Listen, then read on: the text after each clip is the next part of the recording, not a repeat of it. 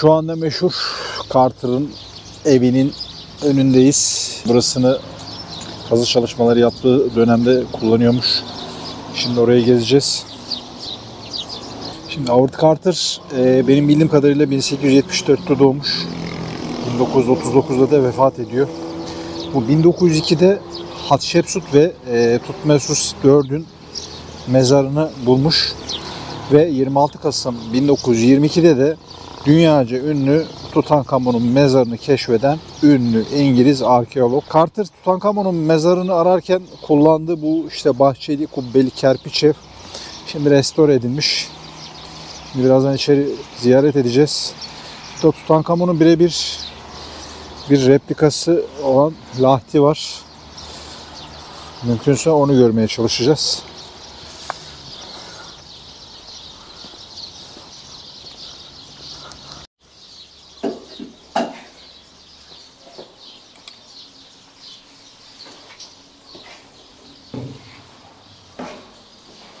Ah, arkadaşın kullandığı şeylere bak ya.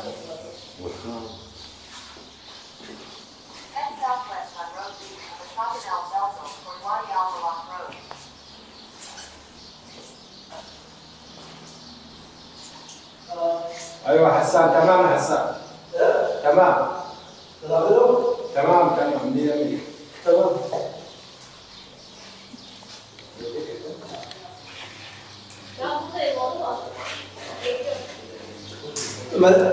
دخلها خلاص بقى.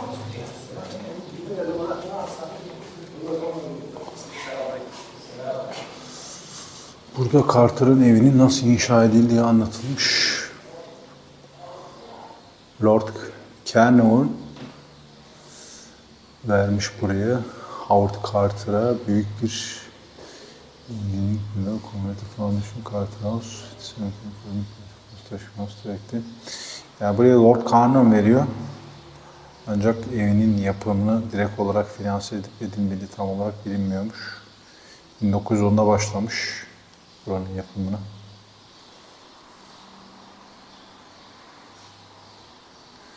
Yani geleneksel bu kerpiçten inşa edilmiş. Onu söylüyor. Carter evini kendisi dizayn ettiğini iddia etmiş. O döneme ait bir fotoğraf var burada.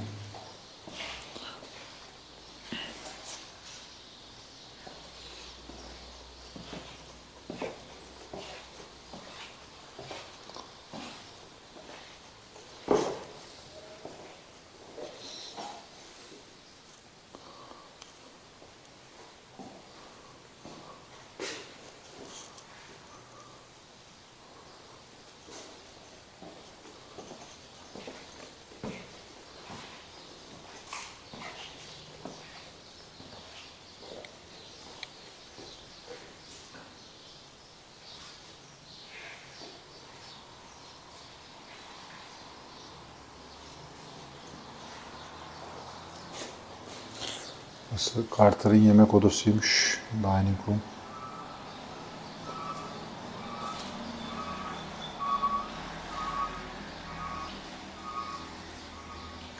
Carter'ın günlüklerinde yazdığına göre çok fazla eğlence yapmayan biriymiş.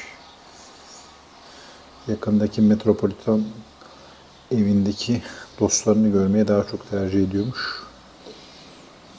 Veyahut da Nil'in hemen karşısındaki otellerde bazen oralarda falan takılıyormuş. Onu söylüyor. Duvarlarda yağlı boya resimler.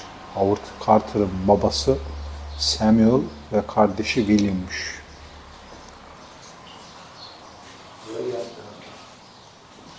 Which one is William Carter. William? Yes, Sam Carter. Sam Carter this one?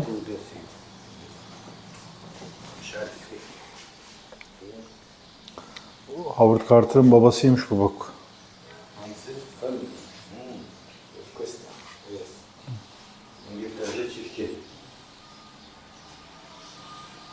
Resmi yapalım mı resimdeki? Yok yok, babası Samuel diyor. Bir de kardeşi William varmış, o William. Burası Yemek odasıymış. Arkadaş çok fazla eğlenmekten haz etmezmiş. Böyle arkadaşlarıyla arada sırada takılırmış. Böyle çok fazla eğlenceyle falan iş yokmuş. Yalnız bu at bak. Diyecektim ama at değil o. Ceylan mı? Ceylan.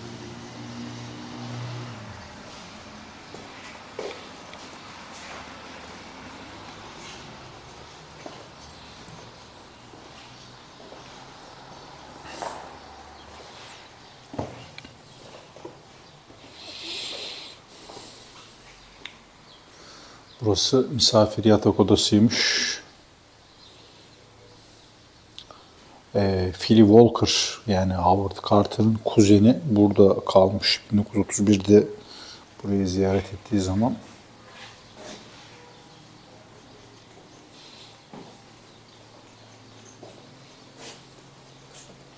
Yani 1910'larda falan Mısır'ı düşünemiyorum yani. Gerçekten hayal etmek bile zor. Yani buraya gelip burada çalışmak, burada kazı yapmak o dönemin imkanları için çok kolay bir şey değil.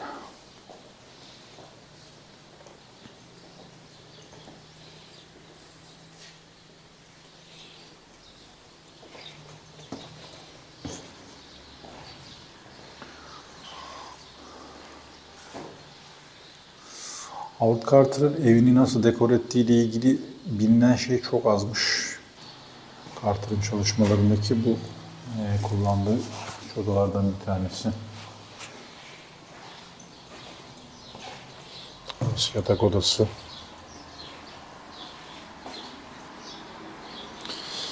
Arkadaş doğuya doğru bakarmış. Yani güneşi karşıdan alabilmek için yüzünü.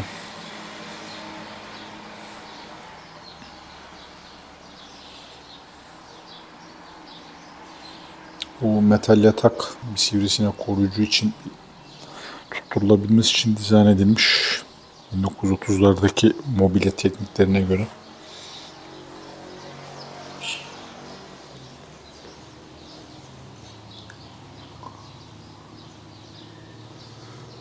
Sivrisinek koruyucu yani bizdeki cibinlik aslında bu. Şu çocuk Carter.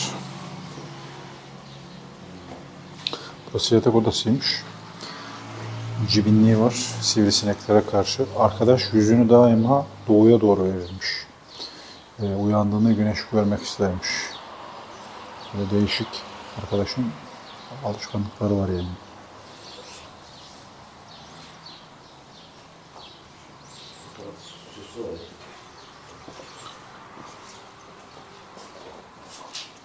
Is this working room? Office.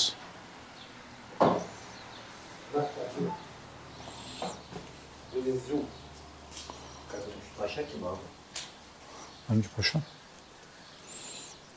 Nokkus. Marcos Hanna Paşa. Osmanlı. Egyptian? Egyptian, yes. Kıymış. Mısırlı diyor.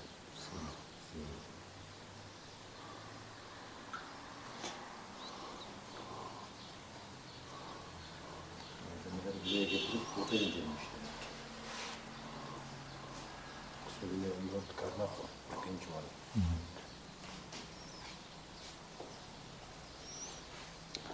Bu bak Lord Carnarvon bu evi kendisine bu alanı vermiş.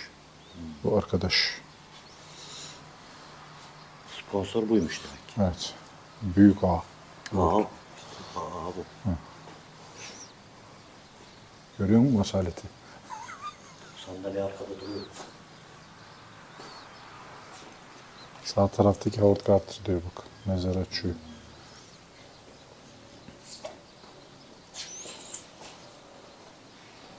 Devam etsin.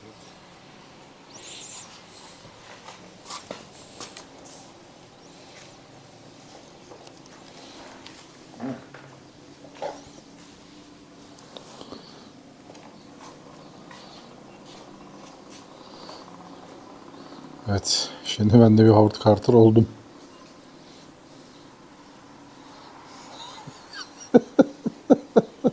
Benden arkeolog olur mu?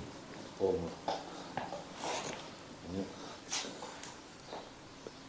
Olmaz mı? Olmadı mı? Kanserlikten hepsi zayıf. iPhone yanında mı? Fotoğraf çekmeye mi Ruby? One second. O dönemdeki kazı çalışmaları. 600 kişilik bir kazı çalışma ekibi var burada. Krallar Vadisi'nde Aralık 1917 diyor. Carter'ın yerel adamların içerisinde çocuklar da varmış. Bu kirli toprağı atabilmek için, Tutankamon'un mezarının temizlenebilmesi için bunun bir şef, bir elemanı varmış. Yani Arapça reis Ahmet Girigar. Bu işleri o arkadaş hallediyormuş. Yani aşağı yukarı Luxor'da 40 yıl birlik zaman geçirmiş. Bayağı tecrübeli bir arkadaş. Aşağıda da isimler var. Abdul Al-Mabut, Abdullah, Ahmet Grigar, Botrus Tadrus, Gatasan, Hüseyin, Abu Avat, Hüseyin, Ahmet Saidi.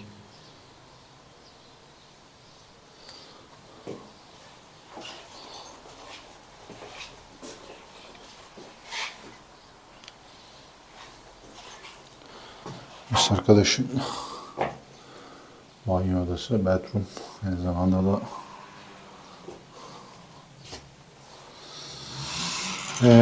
burada diyor ki o dönemlerde tabi diyor normal su şebekesi yokmuş. Carter'ın evi yakınlardaki bir kuyudan Nil'den getirilen suyla içme, işte banyo vesaire gibi şeyler öyle hallediliyormuş. Burada onu söylüyor. Bir klozet var.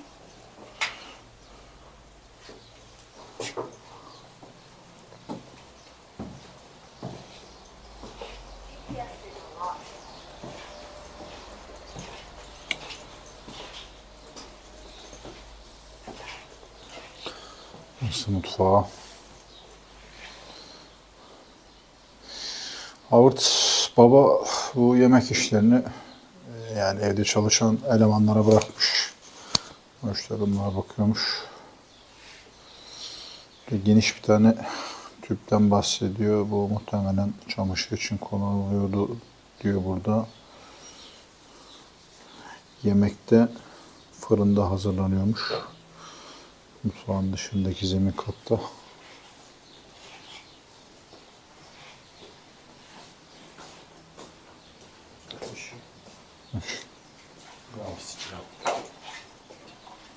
Strap for mouse. Mouse. Aha.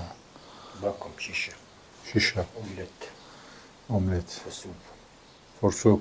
Yes. Yes. Drink tea. Ground coffee. Coffee ground. Coffee ground. Bonjour France. Bonjour France. Dahi. Hayır. Şu fare kapağı.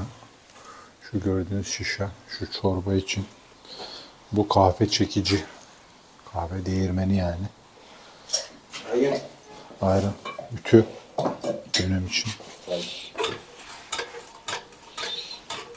It's puff. Yes. Like a puff. Fire. Food. Food.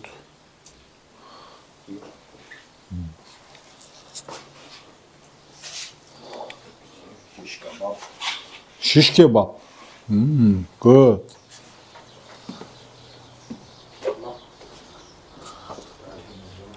Good. It's finished. Finish. Yes. Sure. Where is the sarpagus? What? Sarpagus. Sarpagus. Replika. Replica outside. One second. Who is this man? Harry Borton. Harry Potter American. American. Yes, 3,400 picture. Tutankhamun.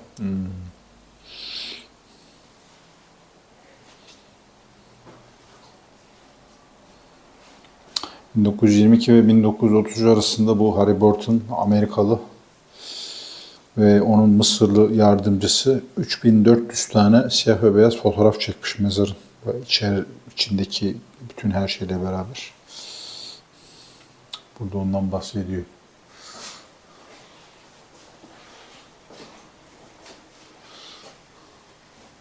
Bir fotoğraf laboratuvarını anlatıyor burada.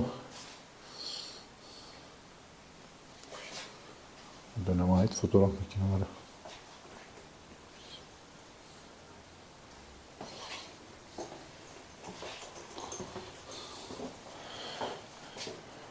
Fotoğrafları eskiden belki bilenler vardır. Karanlık odada yapılırdı. Burada onu resmetmişler.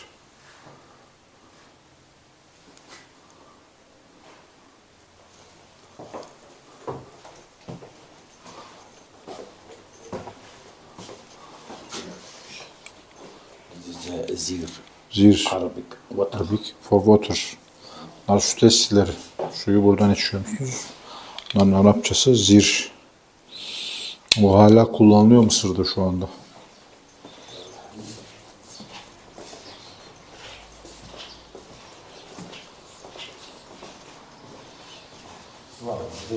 Bent Carter. Bed Carter.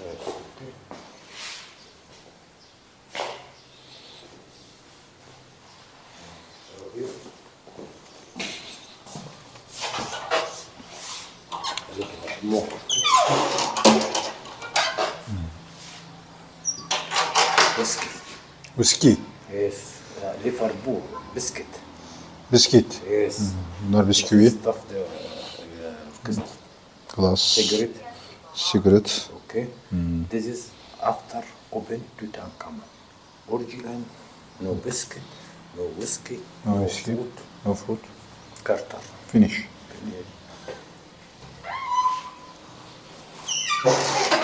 Yavaş. Hasan Şaş. Sen şaş.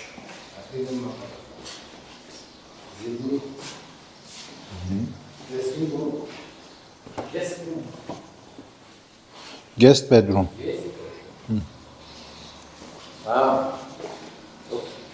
Bedroom.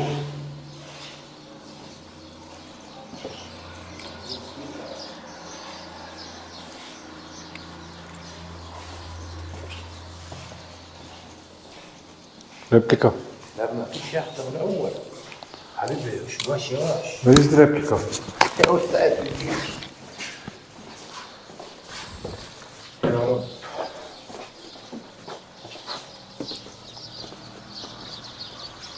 يا بعت مع رمضان يا اخي ايش ريبليكا توم تutankhamun. This one house Japanese house. Japanese house. Yes, this is Japanese original King Farouk sister. فوزية. King Faruk. King Farouk sister. فوزية. Fauziya. فوزية Is sister. Japan. يجي جبال. اوكي؟ Bunlar Japon evleri diyor. لا جابان دي هير. Hayır. جابانات جابان. Japonlar niye yapmış? Bu Kral Faruk'un تشينج فرانس اسبانيش هاوس. Fransız İspanyol evi şu diyor. Şu Japon evi diyor. Buraya arkeologlar mı geldi? Evet. Yok bu Kral Faruk'un kız kardeşi mi dedi? Tam anlayamadım. Japonmuş, Japonmuş. Aha replikası.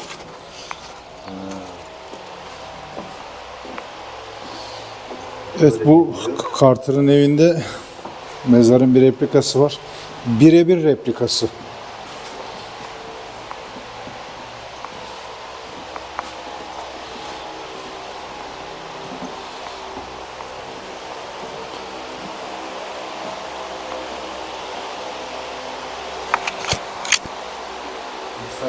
King Carter.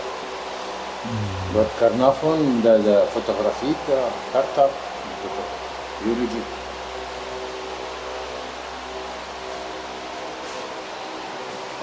Bildiğinde bunları buluyor.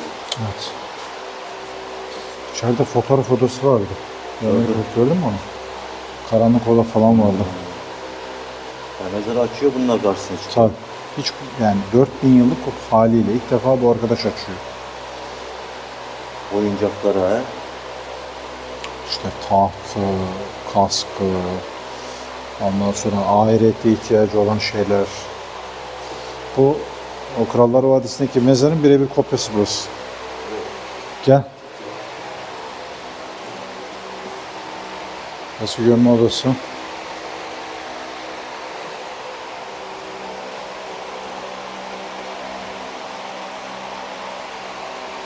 Carter burada. Bir numarası yok ama herif meşhur oldu ya. Kamonun mumyası.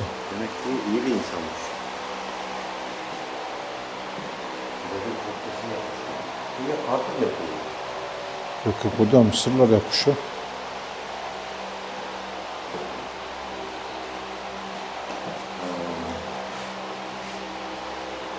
Bu tamamen replika, kopya yani burası. Evet. Mezarın kopyası. Resimde gördün mü? Evet, kopyası.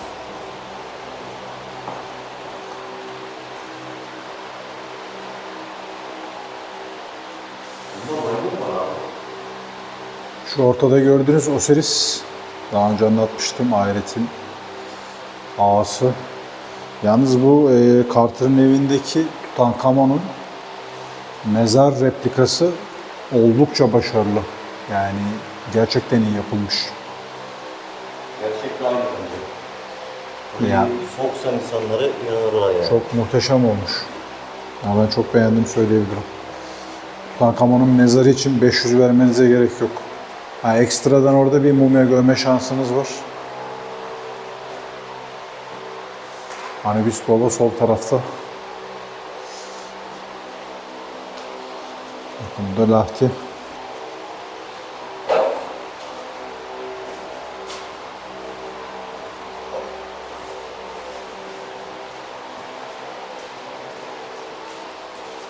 For women. Neftis. Isis. Silket. Neftis, Isis. Isis, Silket. Sörkit, Nut. Nut. For women. 4 bayan tanrıça var burada.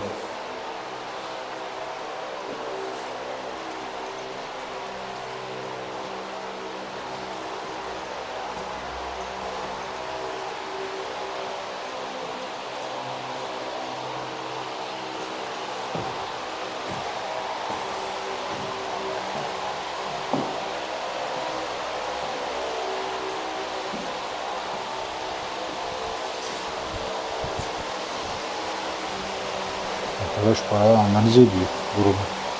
Tabii ya, bayağı çalışmış. Çayı bulmuşsun.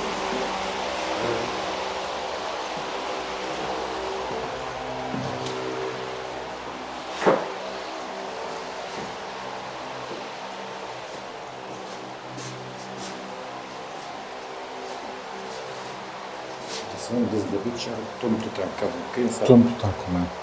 This is the king's eye. Ay. Tutankhamun mummy. Okay? Tutankhamun.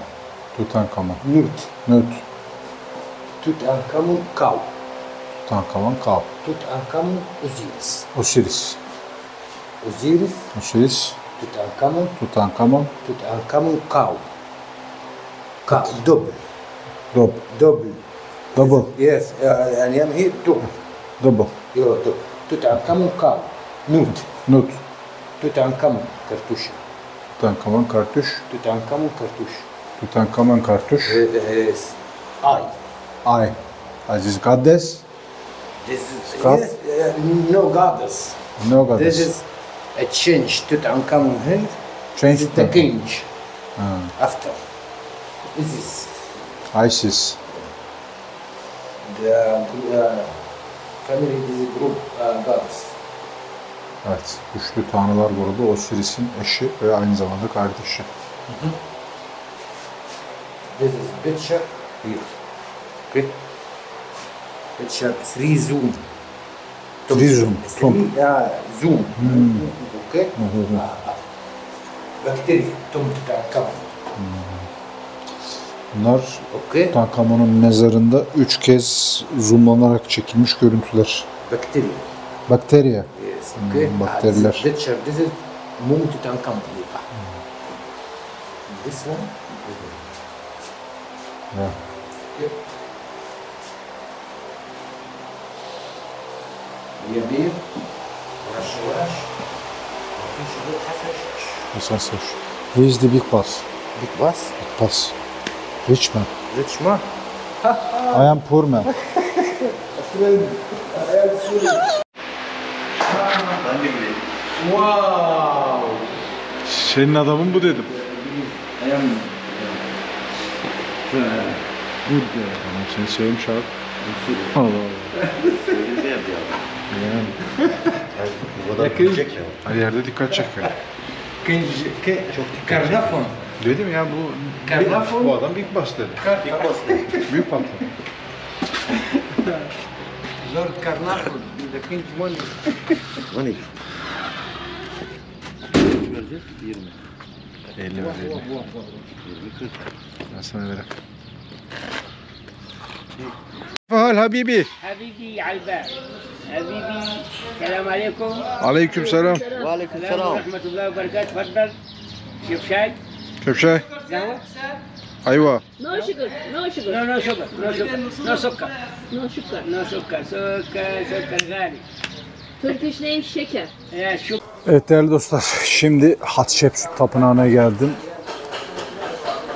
Buradaki rakamlarda visitor normal 360, student 180, bir Asasif mezarı var o 150, yeni öğrenci 75, bir başka mezar daha var Papasa diye o 100, öğrenci 50.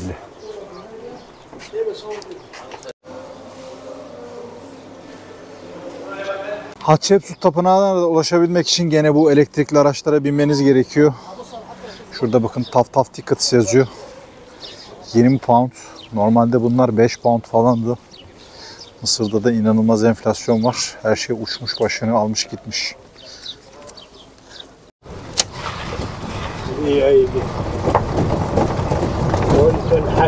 Hat.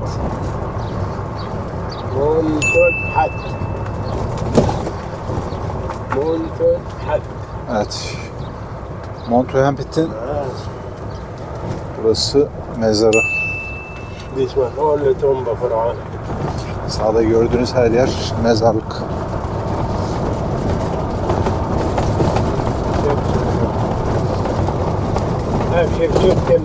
Yes. Hatshepsut, I know.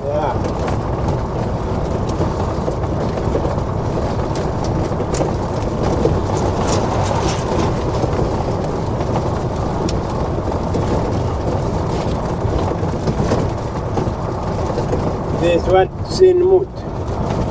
Mut. Tomba Sinmut. Tomba Allah.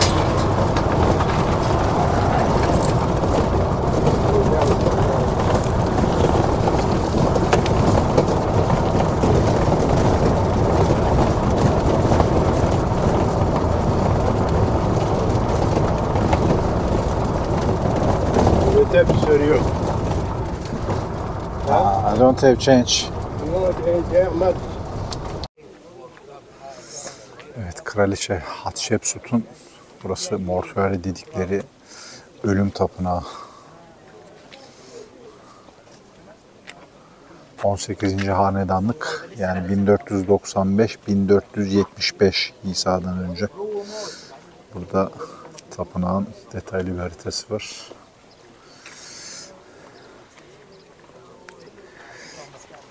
Şurada bir ağaç var. Bu ağaçın Hatshepsut'un punta yaptığı seyahat esnasında getirdiğinden bahsediyor.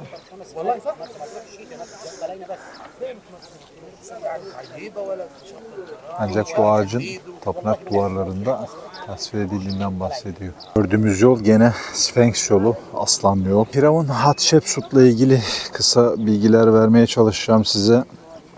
Hatshepsut hem kendine hem de Tanrı Amon-Ra'ya adanmış burası.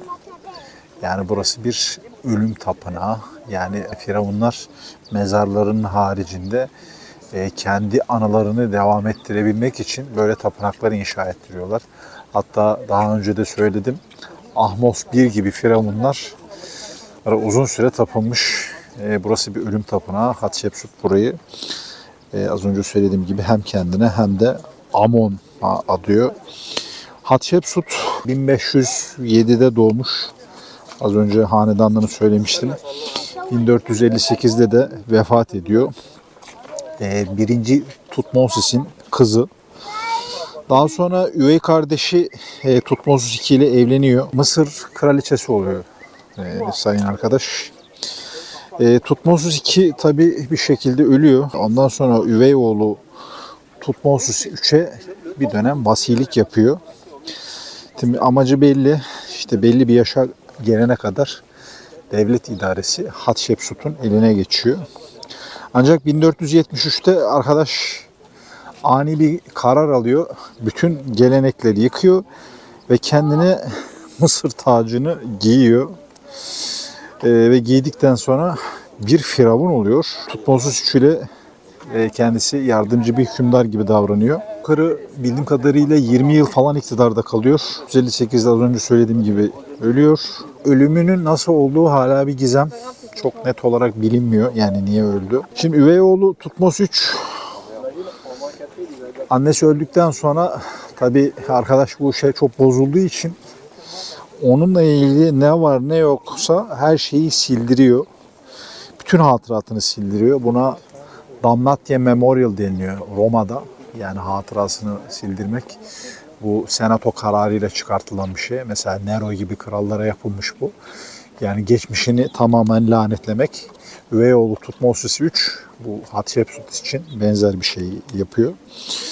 Dediğim gibi ölümü gizem, çok bilinmiyor. Buranın varlığı 1829'lara kadar falan bilinmiyormuş. Yani herhangi bir veri yok. Tapınaktaki hieroglifiler çözülünce ancak anlaşılabiliyor. Yani böyle birisi var olmuş, yaşamış anlamında. Hatshepsut'un önemli başarıları var. Bunlardan bir tanesi de ciddi ticaret yolları açıyor ve genişletmiş. Özellikle dönemi içinde yaptığı, az önce söylemiştim, Punt toprakları diye. Bu Punt sütununda az önce gösterdim. Detaylı bir şekilde anlatılıyor. İçeride bununla ilgili ayrıca bir şey var. Kabartmalar var. Bu Punt topraklarına yolculuk Punt sütununda detaylı bir şekilde anlatılıyor. Punt günümüzde benim bildiğim kadarıyla Etiyopya civarı falan. Yani oraya sefer yapıyor. Ya o civarlara Punt deniliyormuş o dönemde. Aynı zamanda Mısır tarihinin gördüğü en önemli inşacılardan bir tanesi Hatshepsut. Bu ölüm tapınağı sarayda bulunan ve bir iddiaya göre de Hatshepsut'un gizli sevgilisi olduğu iddia edilen Senamut tarafından dizayn edilip yapılmış. Yapımı da 1478-1458 arasında İsa'dan önceye tekabül ediyor. Dikkat ederseniz tapınak 1, 2, 3 katlı. Güney kolonu var sol tarafta.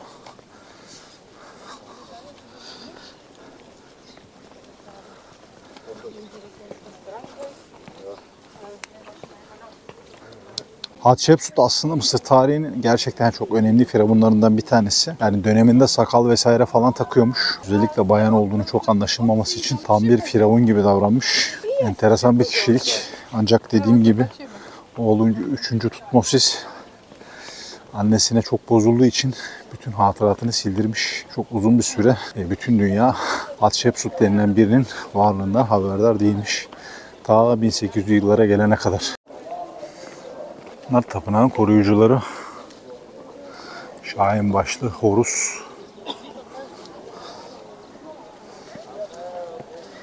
Horus biliyorsunuz gözleri çok keskin gören ve aynı zamanda uçabilen bir tanrı. Biz ilk terasın güney tarafındayım. Güney sütunlu bölgesinde. Burada birçok fresk var duvarlarda. Burası Hathor Şapeli. Kutsal bir mabet burası. Tanrıça Hathor'a adanmış. Hathor'dan yardım dileyenler burada ritüel bir ibadet yapıyormuş. Bakın şu Hathor. Mısır'ın güzellik tanrıçası. Burası girdiğinizde ilk terasın hemen en uç sol kısmında kalıyor Hathor Tapınağı.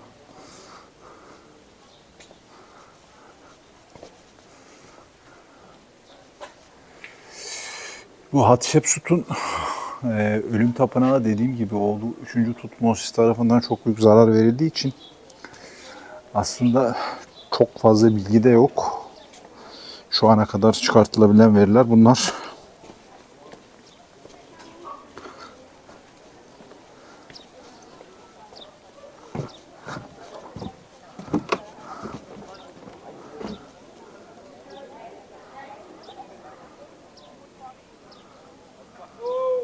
كل شحات يهدم هذا القوم فوق. لا سيبه شويه خليه يربي العوينات. مأجر القدس ولا مأجر القدس وقاعد هنا.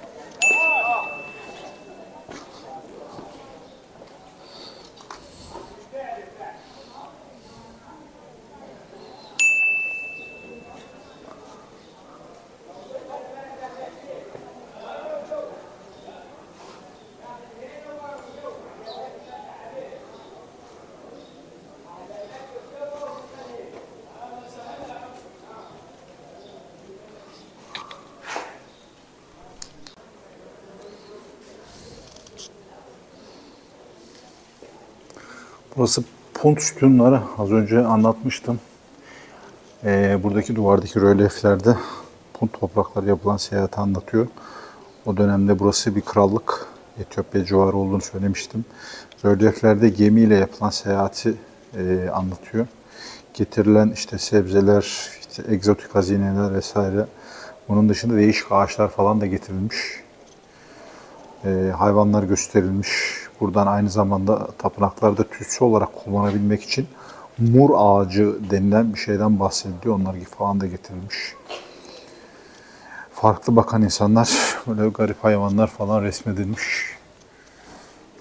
Bu duvarlardaki fresklerde bunlar var. Punt seyahati, Etiyopya.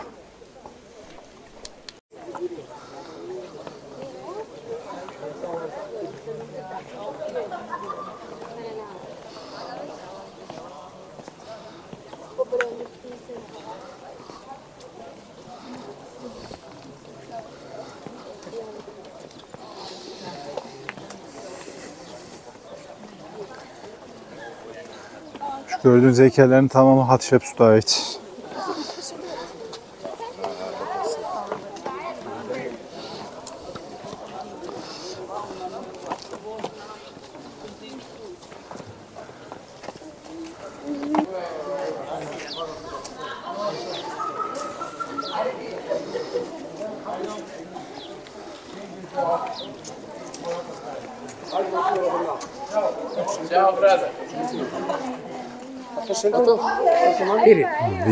Video. ينفع احنا الاربعه اعمل كده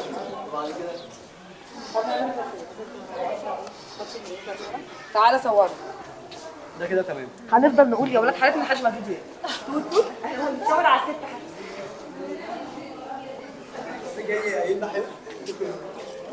ممكن بس تعد لنا قبل ما Burada çifte sırayla 22 tane sütun var. Burada bazı görüntüler var. İşte su falan transfer ediliyor. 2 tane obeliskle. Bunlar Hatshepsut'un Karnağa diktirdiği 2 obelisk aslında. Onları temsil ediyor. Rölyeflere yakından baktığımızda ikinci satırda obeliskler geniş. Tekneler falan var limanda.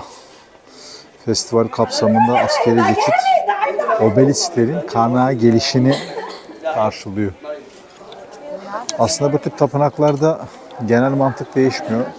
Firavunlar kendi güçlerini sürekli olarak göstermek istiyorlar.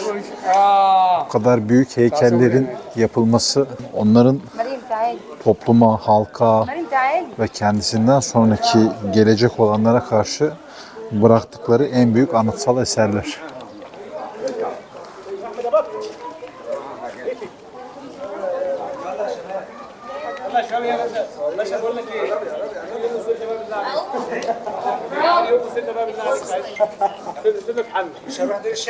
يلا هنروح دلوقتي.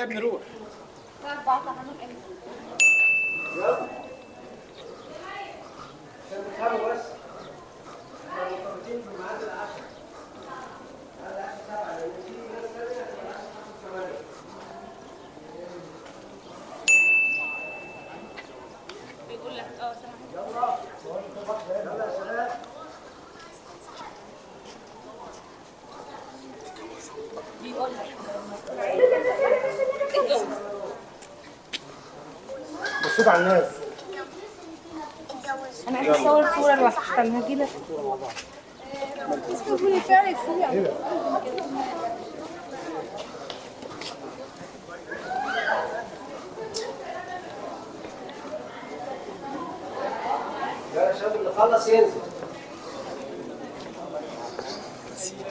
Ya bu Mısır'daki önemli problemlerden bir tanesi de özellikle bu tip bireysel gezginler için bilgilendirme ve işaretlendirmelerin çok kötü olması. Yani çok az veri ve bilgi var. Özellikle bu tip yerler için bazen rehber tutmak mantıklı olabilir. Rehber tutmuyorsanız da daha önce söylediğim gibi bir miktar buraya çalışıp gelmek lazım. Öbür türlü ben kendi adıma söylüyorum tabii ki anlamlı olmuyor. Yani burası sadece Instagram'dan hava bastığınız bir fotoğraf alanı haline geliyor. Yani buraya niye geliyorsunuz? Bu soru bence önemli. Karşı tarafta Polonya-Mısır arkeolojik ve restorasyon görevinin ilgili bir şey var. Alan var. Buraya birçok ülke yardım ediyor. Az önce söylediğim gibi bu tip yerlere geldiğiniz zaman özellikle bu kadar büyük arkeolojik alanlara işte burada geçmişte ne olmuş, hangi amaçla yapılmış, işte hangi tarihlerde bu işler olmuş. Bununla ilgili özet bilgi almak bence yeterli. Açıkçası bana yetiyor. Rehber tutup tutmamak tamamen sizin inisiyatifinize kalmış. Tabii ki rehber çok detaylı bir şekilde size bilgi veriyor. Ancak bunun bir bedeli var, ücreti. Aynı zamanda da bir süresi var. Bir diğer dezavantajı da tamamen ona bağlı kalıyorsunuz. Yani hangi alanı gösterirse size, neyi ne kadar izah ederse. Tabii burada rehberin kalitesi de bir miktar ortaya çıkıyor. Size de sonsuz bilgi vermiyor.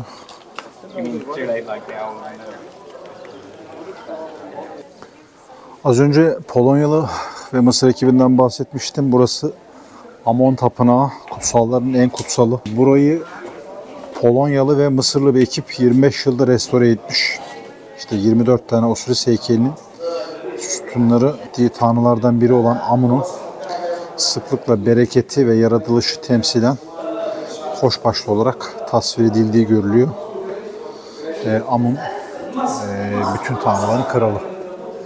Yani buradaki restorasyon 25 yıl sürmüş.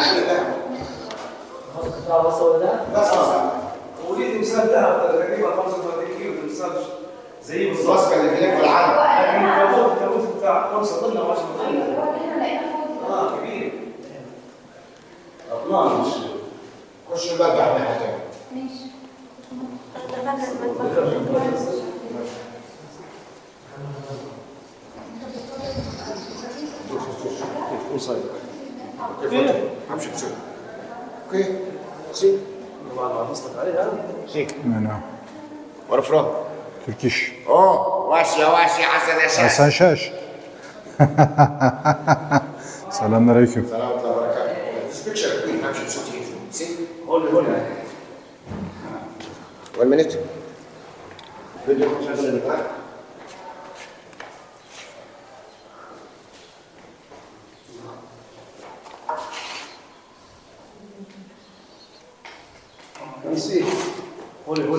Hatshepsut. Evet. Kul sene طيب. Alo. Hatshepsut tabii ki Mısır tarihinin çok önemli firavunlarından bir tanesi. Az önce söylediğim gibi hayatı, yaşamı, eşi, kraliçelik dönemi, daha sonra firavun oluşu, firavunluk bir bayan için Mısır tarihinde aslında eşi benzeri görülmemiş bir mevzu. Kendisini firavun olarak ilan etmesi ve üvey oğlu Tutmosis için ve üvey oğlu 3. Tutmosis'in kendisine olan kini. Dediğim gibi tarihi olarak çok fazla mevzu yaşanmış. Burası kuzey sütunları.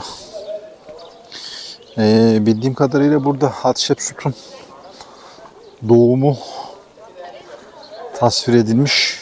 Yani Mısır tapınaklarında Mamosi denilen doğum alanları var. Yani çünkü bir firavunun doğumu, gerçi Hatshepsut sonradan firavun oluyor ama çok önemli bir olay olduğu için yani yeri ayrı, kendisiyle ilgili yapılan dualar, ibadetler ayrı. Yani neticede daha önce de anlattığım gibi firavunların tanrılarla da doğrudan ilişkisi var. Yani bir anlamda tanrıların soyundan geliyorlar. Güçlerini ve otoritelerini tanrılardan alıyorlar. Burası Kuzey Kolonu. Dediğim gibi Hatshepsut'un doğumu ile ilgili bilgiler var burada. Bakın başında çift kavuk var. Bu hem güney hem kuzey. Yani hem yukarı hem aşağı Mısır'ın kralı ve firavun olduğunu gösteriyor.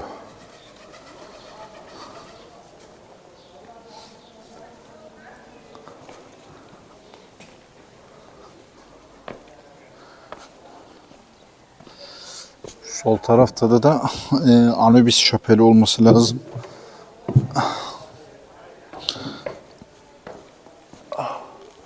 Bakın burası Anubis şapeli. Çakal kafalı. Anubis bir tanrı. Hem mumyalama tanrısı hem de ahirette işte ruhların koruyucusu, onların maatın alanına kadar götüren, onlara eşlik eden, Osiris'in bir anlamda yardımcısı. Çok önemli bir tanrı Anubis. Onun şapeli burası. Bakın gene sağ tarafta Şahin başlı Ra'yı görüyoruz. Ra'nın birçok formu var. İşte koç başlı olabiliyor, böyle şahin başlı olabiliyor. Skarab denilen pislik böceği gibi olabiliyor. Amon Ra var. Bunun birleşimi olabiliyor. Şimdi bunun Ra olduğunu nereden biliyoruz? Bakın kafasının tepesinde büyük bir disk var. Oradan bunun Ra olduğunu ben hemen biliyorum.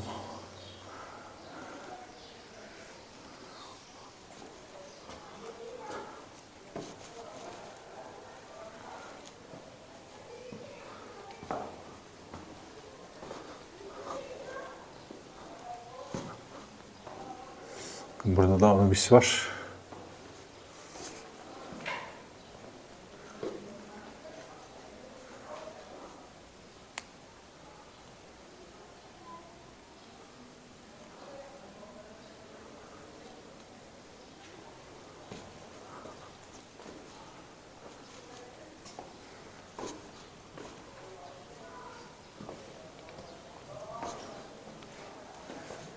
Gene sağ tarafta Anubis'i görüyorsunuz. Şu muhtemelen Horus gibi duruyor. Şahin başlı.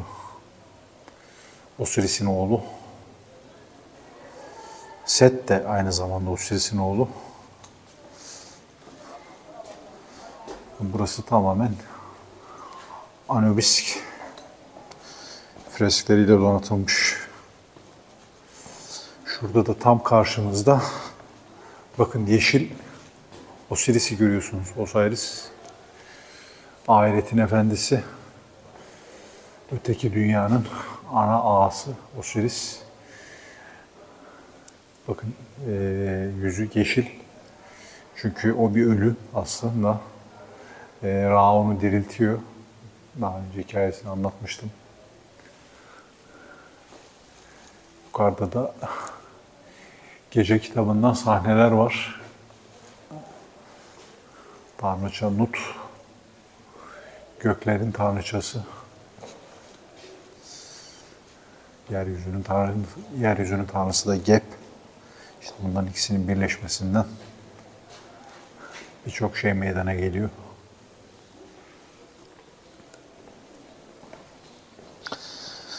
Tabii değerli dostlar, şimdi Mısır mitolojisi ben bu kadar bilgi meraklıları için anlatıyorum. Yani bu videoları izlediğiniz zaman bir müddet sonra sıkıcı hale geliyor olabilir. Bana bunlarla ilgili bazı yorumlar geliyor.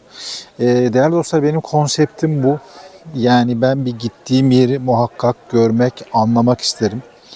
Yani bir yere seyahat ettiğinizde görmek başka bir şey, bakmak başka bir şey, anlamak başka bir şey. Yani bu tip özellikle büyük arkeolojik alanlara geldiğiniz zaman burası neden yapılmış, niçin yapılmış? Mesela şu gördüğünüz heykeller neyi ifade ediyor, bunlar kim? Bunlarla ilgili temel bilgilere sahip olmak lazım. Öbür türlü dediğim gibi olay Instagram, Facebook boyutundan başka bir noktaya gidemiyor.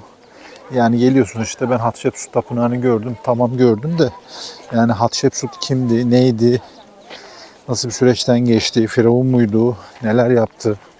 İşte bu tapınağın altında üstünde ne var, sağında solunda girdiğiniz yerde ne var, duvarlardaki freskler neyi ifade ediyor. Yani bunlarla ilgili belli bir bilgiye sahip olmak lazım ki bu geldiğiniz yer sizin için anlamlı hale gelsin. Ben mümkün olduğunca bu Mısır seyahatimde, daha önceki yaptığım seyahatlerde de olabildiği kadar bilgi içerikli videolar çekmeye çalışıyorum. Bunun iki amacı var. Birincisi, bireysel olarak seyahat etmek isteyen arkadaşlara bir rehber hazırlamak, buraları görmek, tanıtmak. İkincisi de Mısır tarihine meraklı insanlara bildiğim konularda bilgi paylaşımında bulmak. Temelde iki amacım var. Başka bir amacım da yok. Ama birçok insan bireysel olarak seyahatlerinde dediğim gibi olayı Instagram, Facebook boyutuna alıp evet ben Hatshepsut Tapınağı'na geldim. Bu da bir tercih meselesi. İnsanların bu tercihlerine de saygı duyuyorum. Eleştirmiyorum. Ancak benim tercihim, benim konseptim bu. Yani çok okuyan, çok gezen. Ben ikisini birleştiriyorum. Hem çok okumak lazım, hem çok gezmek lazım. Abi okumak benim işim değil. Bu işler çok sıkıntılı, zor işler. Ben uğraşamam o işlerle diyenler için de geldiğinizde burada kapıda rehberler var. O rehberlerden bir tanesiyle anlaşıp burayla ilgili fikir sahibi olabilirsiniz. Ama muhakkak ve muhakkak ya bir rehber tutun ya da kendiniz belli bir miktarda çalışın. Genel bir fikir sahibi olun. O fikir sahibi olmak sizin için, yani çoğu kişi için yetecektir. Çünkü rehberler de yani bazen işin çok fazla detayına giriyor. Bir müddet sonra konu sıkıcı bir hale gelebiliyor. Ben Mısır'da daha önce rehber de kullandım. Mesela Karnak Tapınağı'nda kullandım. Sizi bir kere çok hızlı gezdiriyor. Belli noktalara götürüyor. Mesela diyelim siz bir alanda kalmak istiyorsunuz bir süre. Ona çok müsaade etmiyor. İşte orada hemen ne anlatacaksa anlatıyor. Geçip gidiyor. İkinci problem Mısır'daki rehberlerle ilgili birçok yerle bu arkadaşların komisyon ilişkisi var. Yani sizi oraya götürmeye çalışıyor. Yani bu yemek olabilir, içecek olabilir, alışveriş olabilir. Böyle bir takım başka sorunlar da var rehberlerle ilgili. Yani Mısır'da işler Avrupa'daki gibi çalışmıyor. Burada bakın bir Sphinx var. Dediğim gibi tercih sizin. Ben mümkün olduğunca bildiklerimi sizlerle paylaşmaya çalışıyorum. Verdiğim bilgilerde hatalar olabilir. Hatalı olan kısımlarla ilgili yorumlara yazarsanız doğrusunu biz de öğrenmiş oluruz. Bu konuda da öyle bir egom vesaire falan da yok.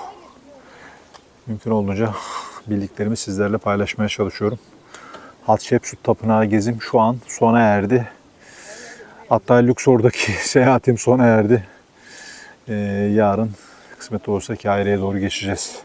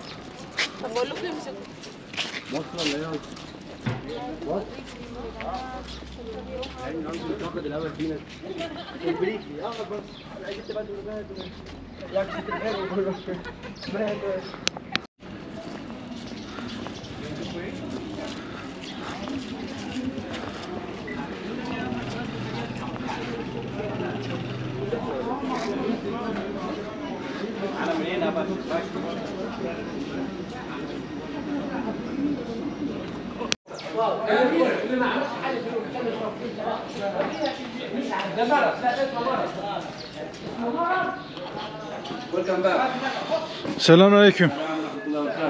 كيف حال؟ الحمد لله. ايه اخبارك انت تمام؟ تمام. الحمد لله. كيف حال؟ يا مرحبا. الحمد لله. طيب. هسونا. Hasuna. Hassouna. Like a Hasan? Like Hassan. My name is Hassan, but it's famous for by Hassouna. Hasuna. Ha. Annem. I got it. Yeah, I got welcome. it.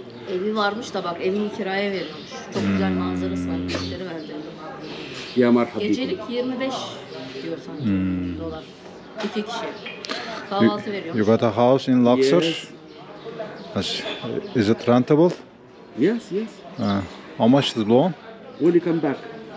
Bir daha geldiğinde görüşürüz diyor. Dedim, bilseydik sende kalırdık. Yok abi.